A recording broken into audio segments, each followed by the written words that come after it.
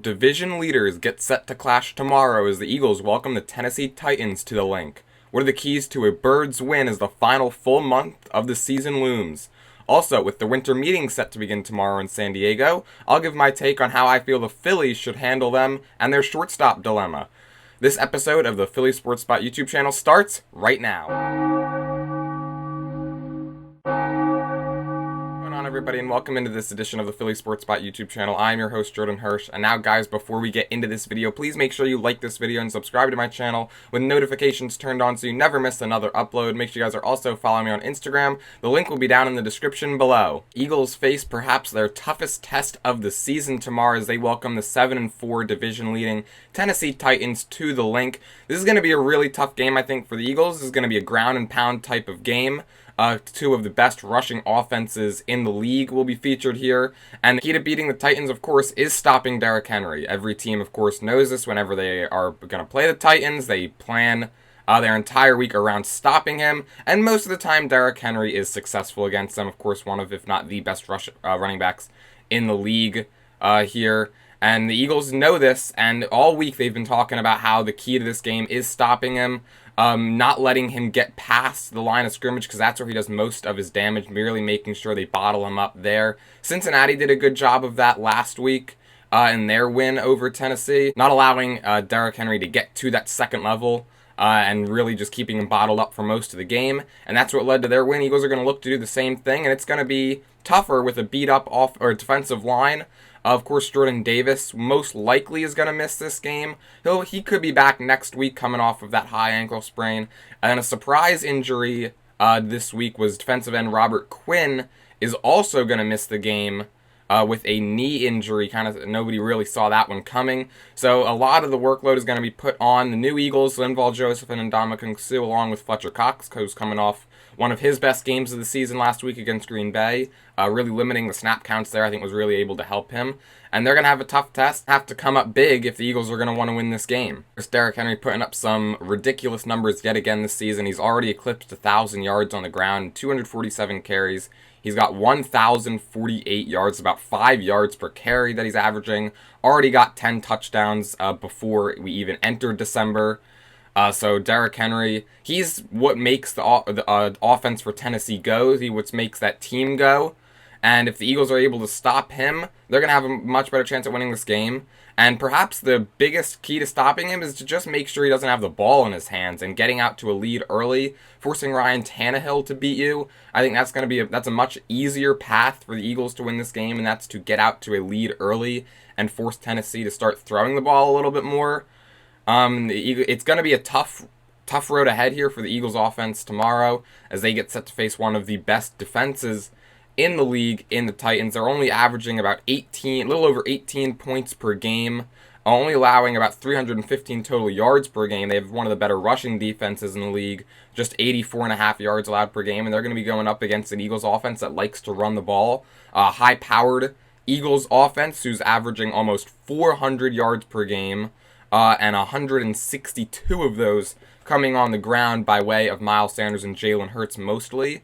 So those are going to have their hands full. But if there is an offense that could maybe stymie this high-powered, hard-hitting Tennessee defense, it's Philadelphia's. The RPO is really going to play a big factor yet again in this game, as it did last week against Green Bay.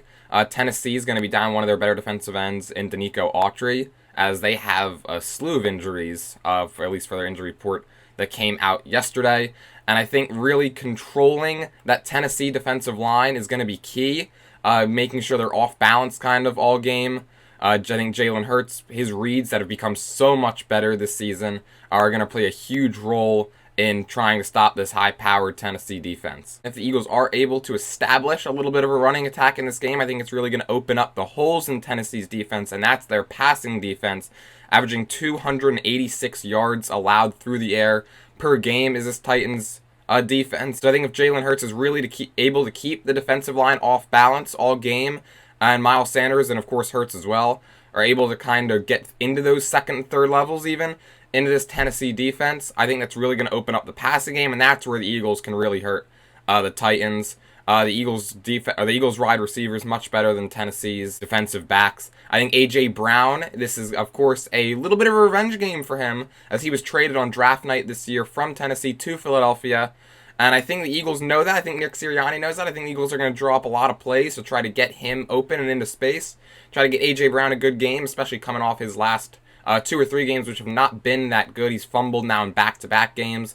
It was reported that after the game against Green Bay last week, he was dealing with a little bit of an illness, so perhaps that held him back a little bit. But I do think that the Eagles are going to try to get him the ball whenever they can and try to have him go off against a pretty lackluster Tennessee pass defense, and of course against his former team as well. And I do see A.J. Brown having a big game. I think he's going to be a major key to this game for the Eagles. I think they're going to get him the ball early. They're going to get him the ball often. They're going to try to allow him to go off against his former team. I think he's going to have double-digit receptions in this game. I'll go 12 receptions for A.J. Brown for 160 yards. I think he gets a couple of touchdowns in there as well.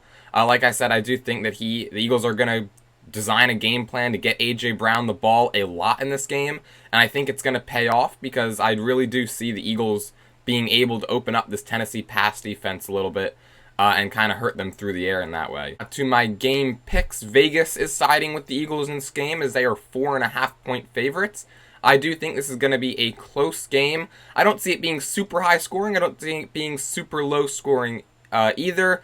And I think the Eagles are able to get a win, improve to 11-1 with a 27-24 final. I think this is going to be a close game the entire way throughout. And I think the Eagles' offense is going to be just a little bit too much for that Tennessee defense to handle. So I'll go Birds 27, Titans 24. Switching gears now to the Phillies. Of course, the offseason now in full swing as the winter meetings begin tomorrow. For those of you who don't really know what the winter meetings are, it's basically a week where agents, players, and front office members from all teams kind of convene in one city. This year it's in San Diego, and try to get some trades, maybe some free agency, try to get that going a little bit. Of course, the major news out of MLB yesterday was Jacob deGrom signing that 5-year, $185 million deal with the Rangers, and I'm kind of hoping that opens the floodgates a little bit for more of these big-time free agents to sign, because of course the Phillies are in on a lot of them. And it has been reported that the Phillies, of course, their major need right now is a shortstop with Gene Segura leaving.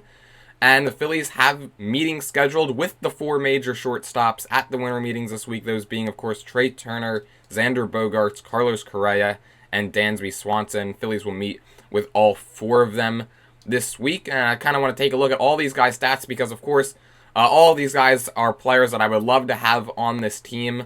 And I really do think that the Phillies are going to end up with one of them. I think it's going to end up being Trey Turner. But let's take a look at everybody's stats now from at least past season. I'll take a look at Dansby Swanson's first.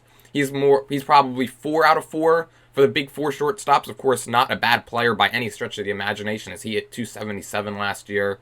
25 home runs, 96 RBIs. Got off to a little bit of a slow start. Dansby Swanson has more swing and miss in him, I think, than the other 3 guys. But if he was the shortstop for the division-winning Braves, so you can't discount that at all. Turning to Carlos Correa, he was, of course, with the Twins, who had a down year last year, but Correa certainly did not, hitting 291, 22 homers, 64 RBIs, and a little bit more limited playing time there for him. So Carlos Correa kind of just continuing his fantastic career up in Minnesota. Turning out to Xander Bogaerts. I think if the Phillies do not end up with Trey Turner, I think Xander Bogaerts is option number 2. I really do think the Phillies are going to get Trey Turner, but Xander Bogaerts, of course, would not be a bad guy to have, as he hit 307, 15 home runs, 73 RBIs. Power numbers a little bit down last year's compared to previous years for Xander, but you really can't discount just the overall ability on the defensive end, base running, and offense that he's going to bring to your team. And then Trey Turner, I really see the Phillies signing him. This is a lot like Kyle Schwarber, I think, last year. It wasn't a matter of if the Phillies will sign him, it's a matter of when. 21 home runs, 100 RBIs even for Turner last year. Hit 298. That's actually a down year for him average-wise, as he's normally a 302 hitter. Of course, Trey Turner knows some players on the Phillies and some coaches on the Phillies as well. Of course, he was teammates with Bryce Harper in Washington. for a good chunk of his career. Knows Kevin Long from his time in Washington as well. Trey Turner's been reported would like to sign with a team who does their spring training work in Florida, which is where he is from. Phillies, of course, have their spring training in Clearwater. I just think Trey Turner, I think, is a perfect fit. Defense, again, he's kind of like Xander Bogaerts, but maybe just a little bit better in all facets of the game, where offensively, defensively, base running, he's going to bring it all. It's exactly what the Phillies are going to need, especially with Bryce Harper now out until potentially the All-Star break this year. Trey Turner, I think, could really provide some much-needed power and some much-needed defense, much-needed defensive improvement there for the Phillies at the shortstop position. Everybody over MLB Network and around the league seems to kind of see the writing on the wall that Trey Turner and the Phillies would be that perfect fit, and that they're going to end up making some kind of a deal, hopefully sooner rather than later. I've seen a bunch of deals by some of these analysts that basically say he's probably going to get somewhere in the 30 million AAV range. Whether it's 7 years, 8, 9, 10 years remains to be seen. If I were the Phillies, I wouldn't maybe necessarily go 10 years. He's going to enter his age 30 season next year. I'd probably look for maybe something around 7, 8 years, maybe 235 to 250 million area. I think a lot of this is really going to depend on where and when Aaron Judge signs. I think he's really going to be just the start of everything. I think free agents are waiting to see how much he's going to sign for, kind of set that market. And once that happens, which will hopefully be at the winter meetings, that's when you're going to start to see a lot of these dominoes start to fall. And if you guys have made it this far, leave a comment below on who you want the Phillies to go after in free agency. It doesn't just have to be a shortstop. Phillies have other needs as well in the bullpen and starting rotation. So leave a comment below. Who do you want the Phillies to sign this winter? That is going to wrap things up for this edition of the Philly Sports Spot YouTube channel. Again, make sure you guys like this video and subscribe to my channel with notifications turned on so you never miss another upload. I typically post every Saturday. Make sure you guys are also following me on Instagram. The link will be down in the description below, or you can just look me up. It's at Philly Sports Spot. That's PHILLYSPORTSPOT. So just one S between sport and spot. Till next time, guys, let's go Birds. Let's get a win on Sunday. And Phillies, time to make a move.